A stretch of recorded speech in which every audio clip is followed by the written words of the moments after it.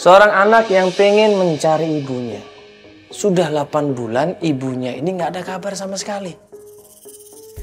Terakhir, anak ini cerita kalau ibunya ini banyak pikiran. Kalau ibunya ini sering lamun. Kalau ibunya ini sering termenung sendiri. Karena terakhir ibunya ini ditinggal meninggal sama suaminya.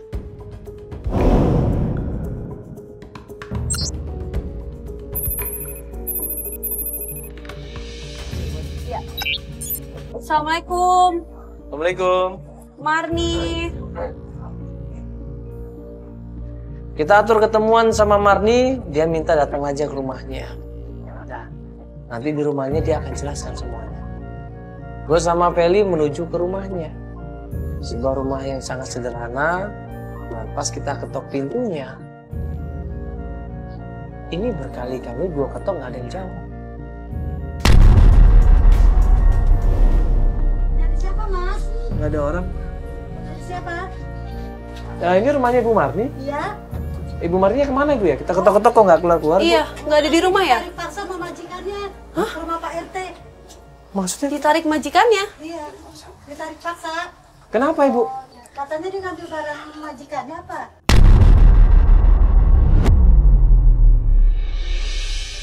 Marni diseret sama majikannya. Karena dianggap mencuri uang. Kok bisa?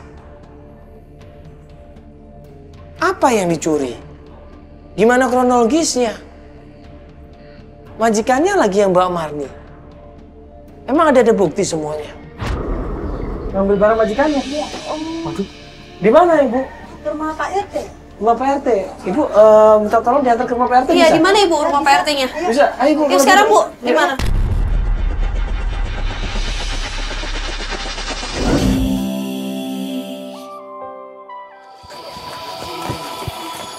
Astagfirullahaladzim. Jangan nyolong. Isi Pak. Saya emang gak punya buktinya, Pak. Iya, Pak RT maaf ya, saya Mandala dari Antv Pak. Iya, permisi Bapak. Ada perlu apa? Iya, ini Mau kita ketemu ini sama- mau ketemu sama Ibu Marni. Iya. Oh, Iya. Ini ada masalah apa Pak ya? Saya ini belum tahu. ini Bu Marni dituduh nyuri di rumah majikannya.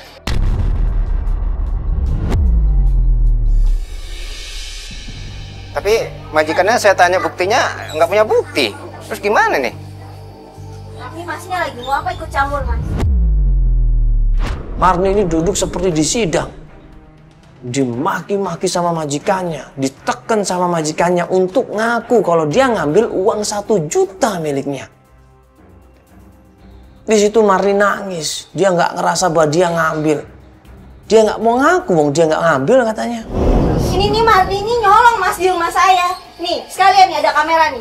Biar tahu nih ya tetangga nih, tukang nyolong. Bu, saya nggak nyolong Bu. Buat apa saya nyolong Bu? Bu, bagaimana? Ibu ada nggak masuk ke kamar dia? Nggak masuk, Bapak. Saya nggak masuk ke kamar Bu majikan saya. Enggak. Alah, maling mana mau ada aku, Mbak. Aduh, Bapak nih ya. Itu gimana kalau nggak ada buktinya, Bu? Saya emang nggak ada buktinya, Pak. Tapi saya tahu dia lagi susah, anaknya juga lagi sakit. Nah, gue ngeliat di sini majikannya ini nggak bisa jawab. Gue rasa dia juga nggak yakin juga. Cuman dia berusaha untuk melempar kesalahan ke orang lain. Dia berusaha tekan Marni, dia berusaha pojokkan Marni. Supaya seakan-akan Marni ini adalah pelakunya. Bu, maaf, hilangnya sekitar jam berapa, Bu? Tadi pagi, Pak. Pas saya keluar, saya mau ke pasar. Waktu itu keluarga Ibu masih ada nggak? Suami Ibu mungkin. Cuma ada saya, suami, sama Marni. Tapi suami saya udah kerja. Udah berangkat kerja? Iya, udah berangkat kerja.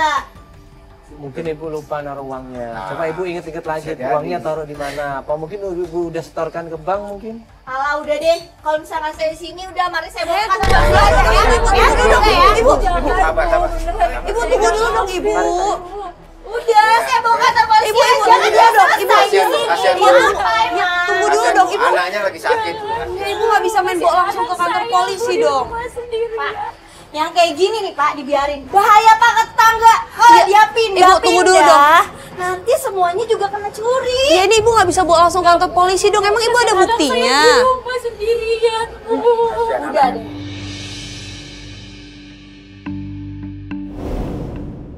Di situ gue sempet tanya sama Marni, coba Marni jujur. Mbak Marni coba jujur. Jawab sejujur-jujurnya, kalau Mbak emang mencuri, bilang saja mencuri. Nanti tinggal dikembalikan, selesai masalah. Tapi kalau Mbak diem saja dan gak mau ngaku yang terjadi sebenarnya bahkan bohong, ini bahaya. Bisa diserahkan ke polisi. Ya itu gini, ya kalau emang dia salah, ya kita laporkan ke pihak berwajib, nggak ada masalah. Ya nggak apa-apa emang kalau emang dia salah, tapi kan ini belum ada buktinya Pak ya. Betul. Kalau ada buktinya dia bersalah, ayo kita bawa ke kantor polisi. Ya tapi ini kan buktinya nggak ada. Dan dia juga kan malah dia nggak bawa uang. Coba ibu cari dulu di rumah, mungkin keselip uangnya ibu. Ya ibu tuh taruh di mana sih bu uangnya? Ibu taruh di amplop uangnya. Saya udah cari, ada di lemari itu nggak ada. Ibu taruh di lemari. Iya. Atau mungkin di tempat lain ya, siapa tahu. Saya inget ibu lupa banget. kali. Saya inget banget itu taruh di lemari. Ini siapa ini? Bapak. Ini Pak, Marni nyolong uang.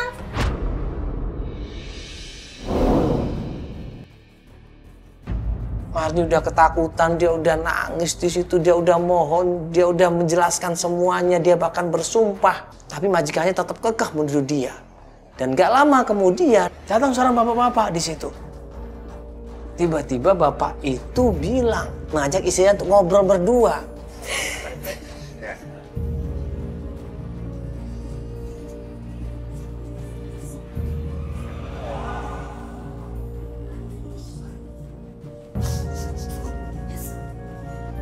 Sabar Bu ya.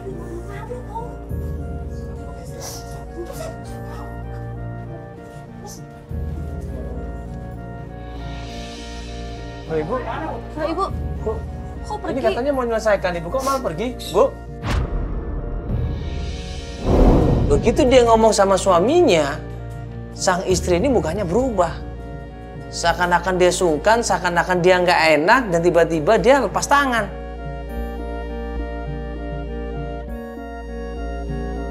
Tiba-tiba dia pergi ninggalin kita semuanya. Gimana Pak?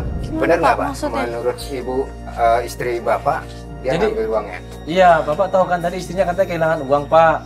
Nah sekarang nuduh Mbak Marni, cuman saya bilang coba tanya anggota keluarga, mungkin ada yang tahu. Bapak tahu nggak di mana uangnya?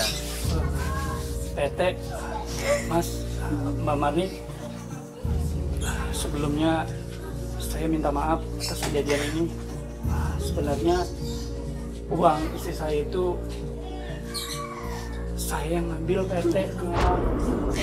Tuh kan, Bapak. Bapak yang ngambil? Iya Mas. Astagfirullahaladzim.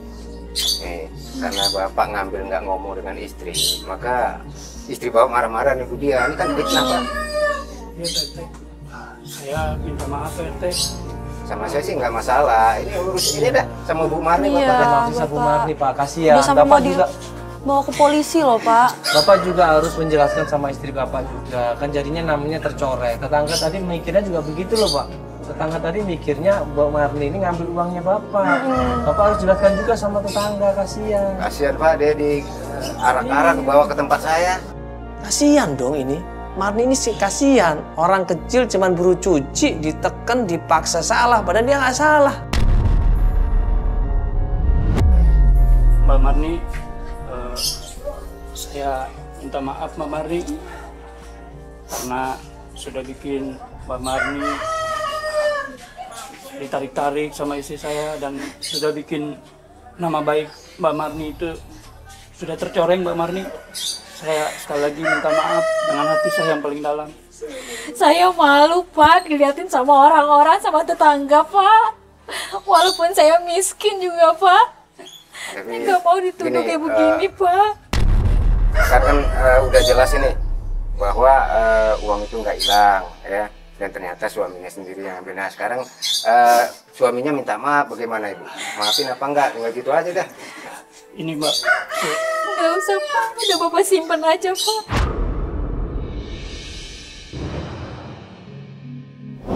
Nggak usah. Nggak mau Pak. Ya sudah, ini kan sekarang udah jelas Pak RT ya. Ya udah jelas. Iya, Bapak juga udah minta maaf, tapi nanti tolong Pak kasih tahu sama tetangga-tetangganya.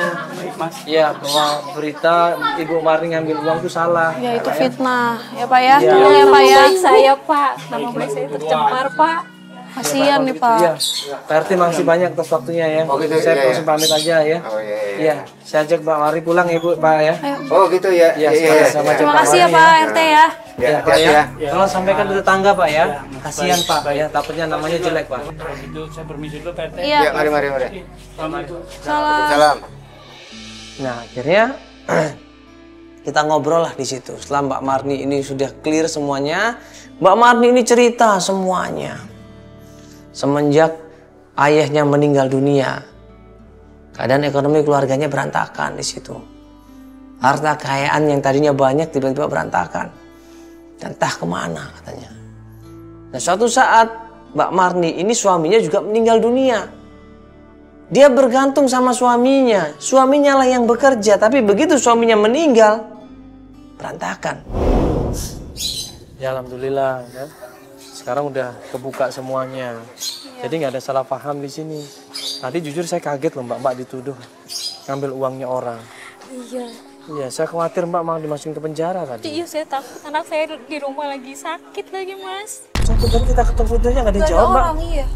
Iya. Di dalam ya? Di dalam dia lagi tidur, lagi tidur. Oh, tidur. Ya udah ini katanya Mbak mau minta bantuan kita. Iya Mas. Ya, nah ini alhamdulillah kita sekarang ini mau bantuin Mbak. Cuman masalahnya kan tadi Mbak bilang Mbak punya anak, nanti anaknya bagaimana? Iya, anaknya sendirian dong. Dititipin sama tetangga saya. Sekarang masih demam? Sekarang tadi barusan habis minum obat, jadi saya belum melihat kondisinya lagi.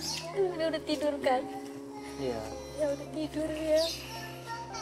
Ini kan hujan nih Mbak. Iya, Ini kan sebentar, Mbak, gerimis. dulu ya. Ini kita di mobil aja ceritanya ya. Oh iya boleh Iya. Mas. Mau ke rumah dulu mau ngambil Tapi anaknya udah aman kan? Dititipin tetangga udah. Ada nomor telepon tetangganya ada? Ada. Nanti kalau ada apa-apa Mbak telepon dia. Iya, kasih kabar, ya mungkin obatnya dipantau ya, minumnya, makannya juga ya. Ya udah kalau gitu kita masuk ke mobil yuk. Iya Mbak, ada yang mau diambil dulu nggak di rumah? Ada. Tasnya? Tasnya. Iya. Tuh nggak pakai sendal ini Mbak juga. Sendal. Iya, mau ambil tas juga. Iya, ya udah Udah ambil ke rumah dulu dulu aja. sambil cek anaknya lagi ya. Oke.